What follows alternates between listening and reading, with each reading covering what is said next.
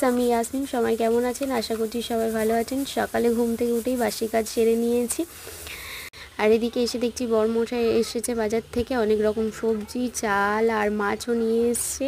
আর এই মাছটা বোধহয় রুই মাছ, আমি ঠিক মাছের নাম খুব একটা জানি না। যাই হোক, তো আমার মনে হচ্ছে এটা রুই মাছ। আপনারা কি এই মাছটা কি বলে জানলে অবশ্যই জানাবেন।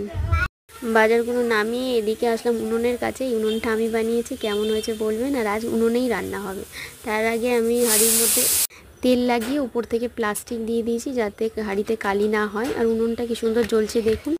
আর এদিকে জলও ফুটে গেছে, আমি চালটা দিয়ে দিচ্ছি। আর আজকে উনুনে রান্না করে দেখবো কেমন লাগে। এদিকে চালটা পুরোটা দিয়ে এদিকে এসে মাছটা ধুয়ে নিয়েছিলাম, সেই মাছটাই ভালো করে লবণ হলুদ মাখিয়ে নিচ্ছি। আজকে মাছ, আলু, মটরশুঁটি দিয়ে একটা তরকারি করব।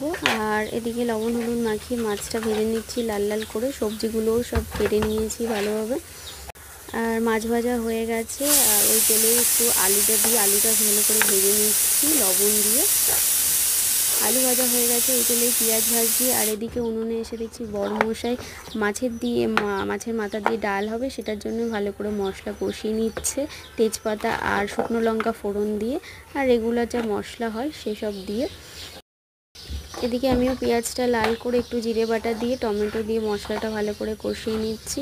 টমেটোটা গলে গেলে মটরশুঁটি দিয়ে দিলাম। মটরশুঁটি দিয়ে মশলাটা আরেকটু ভালো করে কষিয়ে নিয়ে ভেজে রাখা যে আলুগুলো ছিল ওটা দিয়ে একটুখানি নাড়িয়ে চাড়িয়ে নিচ্ছি।